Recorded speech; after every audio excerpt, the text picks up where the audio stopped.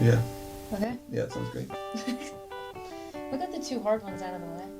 I think this one's harder. You think? Really? Yeah, it's not harder in the sense of, it's more intricate. Like, it's not as clear, it's not as black and white This in my is, mind. yeah, that's what I was going to say. It's Yeah. like these two, the Like, next those two. ones are more inflammatory, meaning like Yeah. people get more fired up about it. Yeah. But this one I think is a little bit more, it's Dude, just not as cut and dry. Both caring for the poor and the race topic were harder for me to find Right. stuff on because it's not so. Correct. And there's so much you can do to care for the poor. Sure. Does this fall under like the immigration? I think so. Yeah, I had a whole separate thing on my thing called Yeah. immigration, but That's basically what I found mostly my research involved. yeah. The illegal immigration. I didn't have a ton of stuff written down other than, Trump says he's going to deport all the illegal immigrants, seal the border, increase enforcement around the border.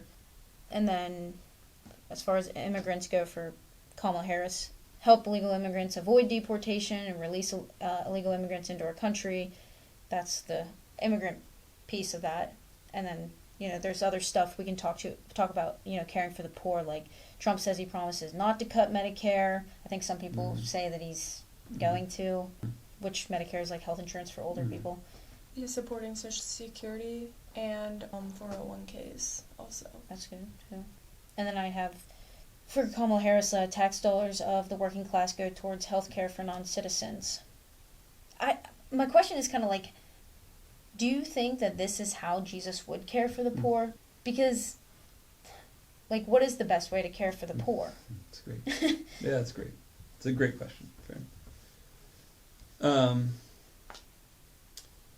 First off, I want to state unequivocally that the Bible says we should care for the poor. Mm-hmm. And so I think there should be no question. There's a really interesting trend in what's called liberation theology. It came out of the Catholic Church, particularly in South America. They said that like God had like a preference for the poor.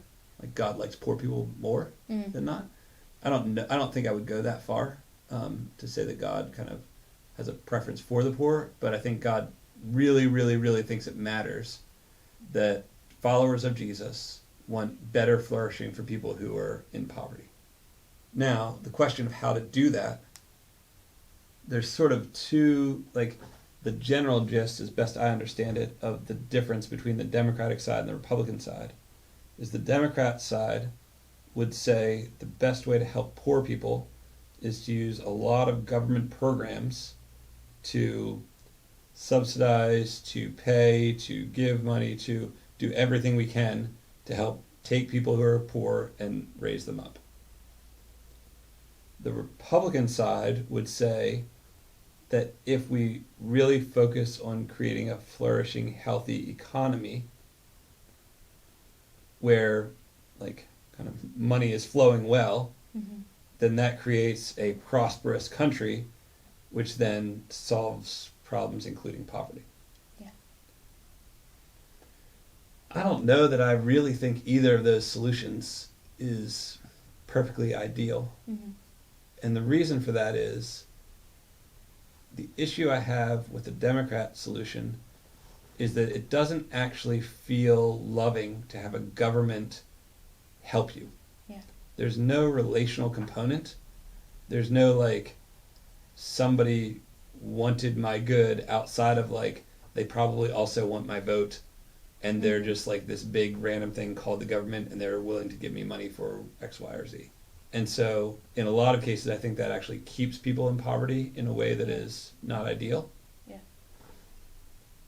But on the Republican side, it can be more like, well, as long as everybody's not a lazy bum and they're willing to work and do good things, then they're willing to flourish because we're going to just have people work and you get money and you whatever.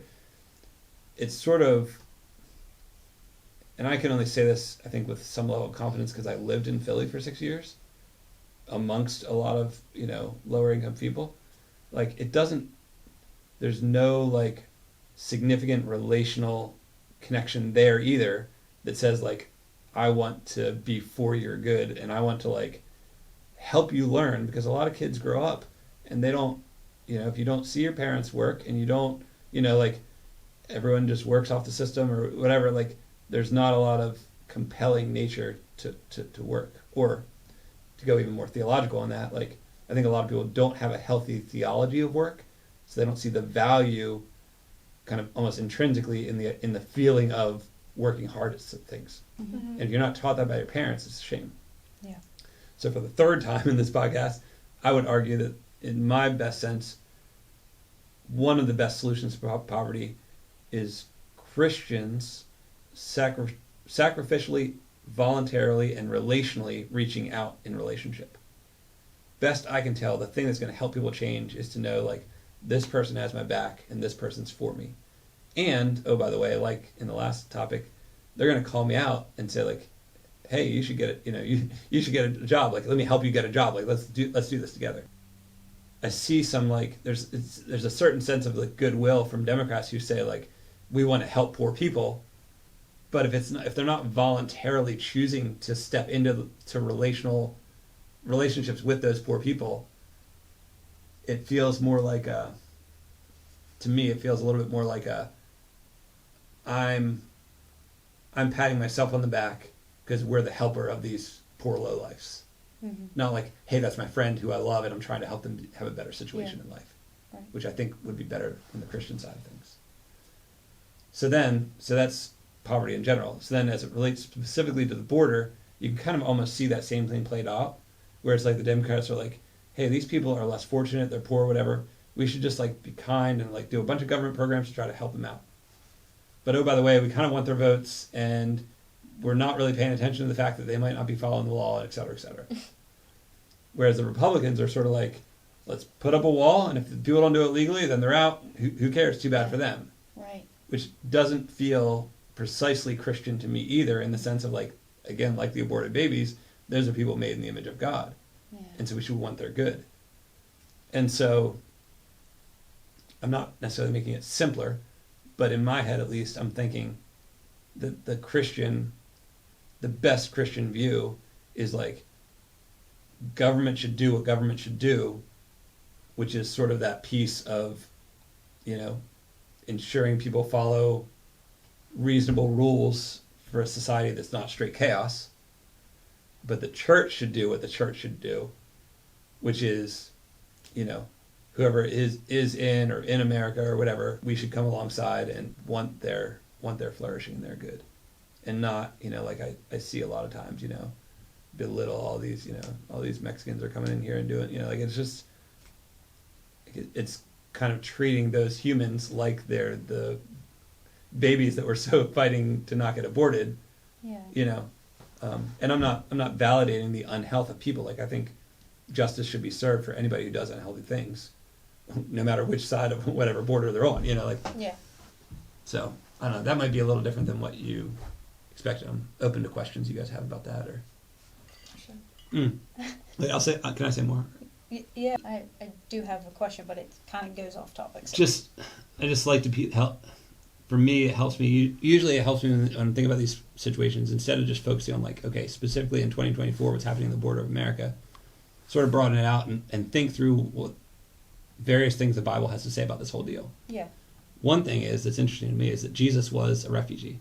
Mm-hmm. Like, he was in Israel. He was being persecuted by Herod. He goes down to Egypt. Like, he was a border crossing. Mm-hmm. I'm doubting. Like, they didn't put up a wall. Like, Jesus, you're not allowed in Egypt. Like, just pay attention to. Ruth similarly was Abraham, Ruth. They were both what we think of as refugees. We in America are. This is another thing that matters to me. Like, we're technically a nation of immigrants. Like, most people living in America do not have Native American blood. I mean, I don't know the stats exactly on that, but in their heritage. And so it's like, now, did people come legally or not? And you can have all those discussions, but it's like, it's kind of interesting in a way to be like, we need to shut down these borders and not let anybody else in. Like, now that we already got in, So Right. there's a thing there. I feel like they can get in, though. It's just they have to do it right legally. Right. And I think I don't Does think that that's process wrong. take? the process is very, very, very convoluted, and this is convoluted, complex. I just listened to something about this the other day, and I want to say it was like, you get in, if you get asylum, you're here for a certain amount of time, and then the government's supposed to follow up with you in like 6 months, but then like in some cases people move or change, and then like Yeah. it just gets Messy. let's say messy. Yeah. Yeah, right. well, like instead of putting up a wall or instead Mhm. of just letting everybody in, I know you always Mhm. talk about you always wish there was like a middle ground, but like Mhm. why don't we just fix the system of Mhm. bringing people? I mean, I don't know much about Right. politics, so I'm not claiming to like Right. have the answers, but I mean, like, Right. why can't we just fix our system? If you pass a background check and if you know you Right. check all the boxes, you're good to come in. Like, what Yeah. is that not how it works? So, let me think about how to say this. I'm not like a world's expert on this. There's a lot of Yeah, people way yeah. smarter and more detailed. But from what I understand, so take this with that caveat, like Biden and kind of Harris de facto, because she's connected to him, originally kind of was like doing nothing about the border, and then they changed to a position that was like trying to do a little like move in a little bit of a direction of what you just described for him. Mm-hmm. I think Trump similarly is trying to move in a direction of like, well, let's just not have a lot of open border so that like kind of cut the bleeding so like chaos can't continue to ensue, let's say, you know. And so my sense is maybe from both sides, I would argue that they're kind of moving in those directions from different positions. Mm-hmm. Trump's kind of like, let's do more of the wall stuff to stop what's going against our current, you know, the system that's supposed to be in place. And Kamala's trying to like tighten up or make the system a little bit more logical Okay. as compared to what it has been. And so like I feel like though that really hasn't happened. I'd have to look at the details on like exactly what that was. I know there was something because I remember reading about it briefly in the news a while back. I don't know the details of it, but I think things move slow. Government is inefficient. I was going to say this earlier. I have a story. Like I lived in Southern Arizona when I was 2003-ish, 2002, 3, something like that. When I was in the Army, I was at a base in very southern Arizona. I had like friends, like this is 2003, talking about like illegals, like in the middle, like he came out to go to our base to like work out in the morning out of like a civilian house. There's like guys get up and running through his yard and like, so I mean, we would go for hikes places and find like backpacks or paraphernalia left by people who were running, you know, crossing the border. Like I live like 5 miles from the border. Like I've seen that kind of stuff. Talk to border patrol agents. They're like walking down a mountain, you know, with their rifles and people. So like, there's a certain sense that I've seen kind of some of that craziness of the Wild West nature of the whole deal, and I think the Bible talks a couple passages. I don't know that I'll read them right now, but Romans 13, 1-7, and 1 Peter 2, 13-14. They both talk about kind of the Christian responsibility to obey government. And this gets a little tricky because there's questions around whether or not you should obey the government in every single thing, or when do you disobey if the government's proposing something that goes against God. But at least for this point relative to the border, the idea there is that it does make sense that a sovereign nation has rules, and God instituted those the leadership of those countries to make rules and laws that folks would follow. And so there's kind of a tension between caring for others, but also encouraging and wanting things to be done in healthy ways, or to follow governing authorities, which is, you know, folks are crazily kind of crossing the border at whim and illegally and that kind of thing. Like that's not fitting in accordance with those two passages. So there's a tension between those two things. Mm-hmm. Yeah, it's just back to like all the other issues. Is like neither one of them are obviously going to be exactly what Jesus would want. Right. So it comes down to, you know, the lesser of two evils again. And like we said, you know, the Bible says care for the poor. It's just how do we approach it? Right. Which direction? Right. The caring for the poor is a tough one. Yeah, I think I was listening to a sermon recently that was talking about the early church's care for the poor, and even like a Roman emperor, I forget which one it was, if it was Nero or somebody else, was kind of commenting on the fact that Christians did a great job caring for poor folks, a better job than the Roman government was doing, which is one of the reasons why so many people were, and even especially women at that point, were flocking towards Christianity, because they were selflessly caring for the poor. Yeah. Now, I'm well aware of the complication about you can't just give out. This is why I think relationships matter so much, is it's unhealthy to say, like, lord it over somebody, like, hey, I'm just going to give out things to you to solve your life. People are helped mostly, more so by relationships than by handouts. Right. But if we go to some extreme which says, like, well, it's up to them to kind of get themselves out of poverty, and I don't want to be part of that in any way, shape, or form, that is, in my opinion, going against the Bible, So it's, I'm always happy these days to say Jesus is more complicated than a simple, our simple human answers that are usually one-sided.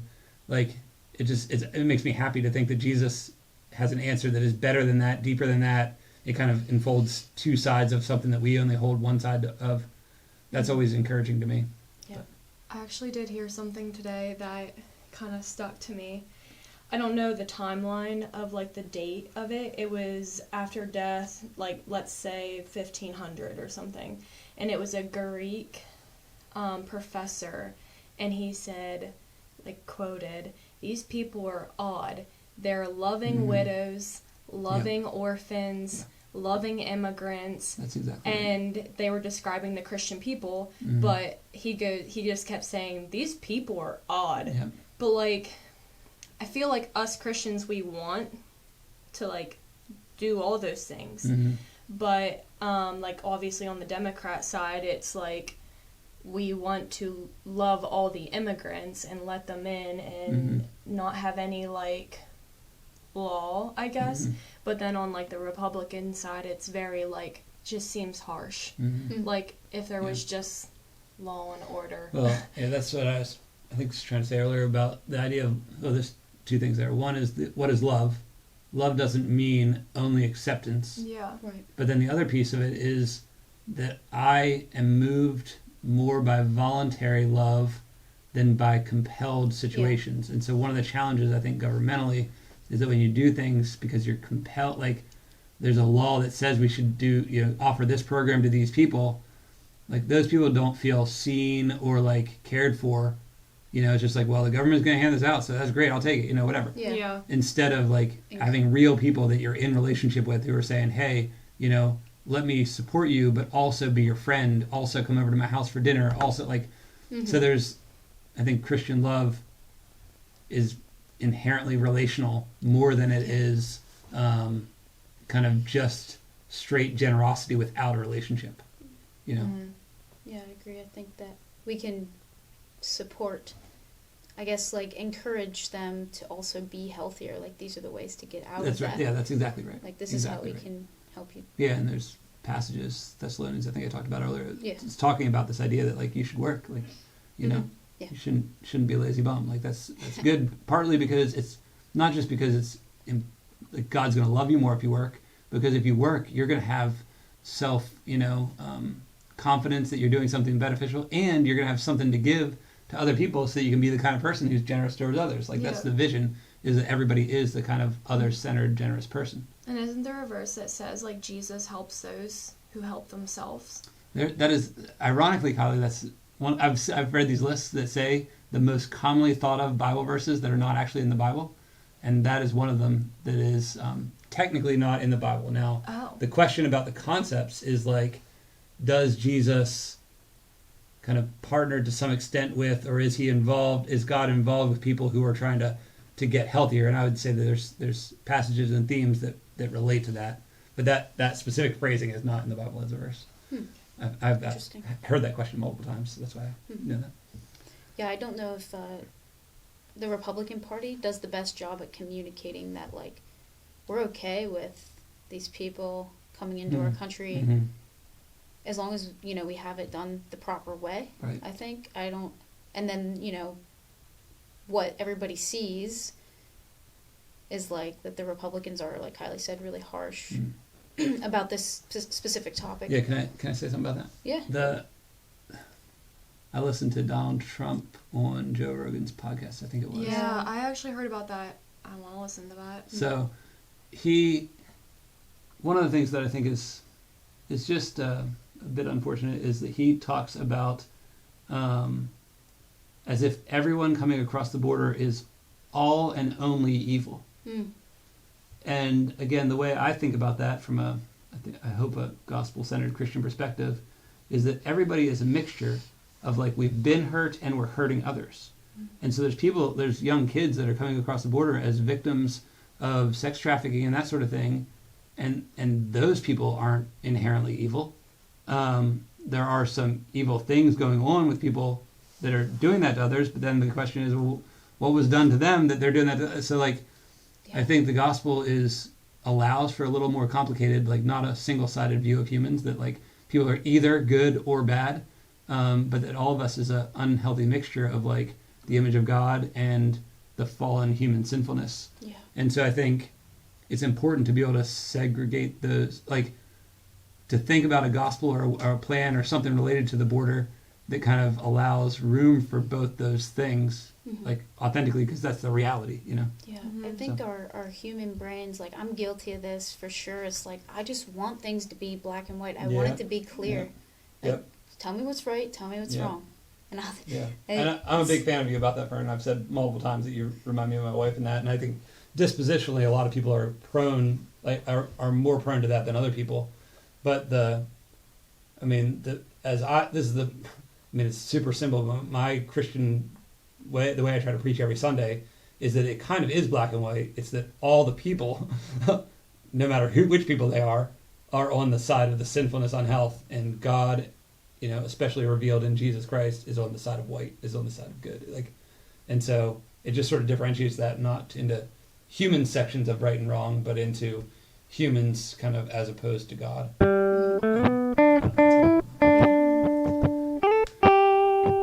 we want to, what do we have next?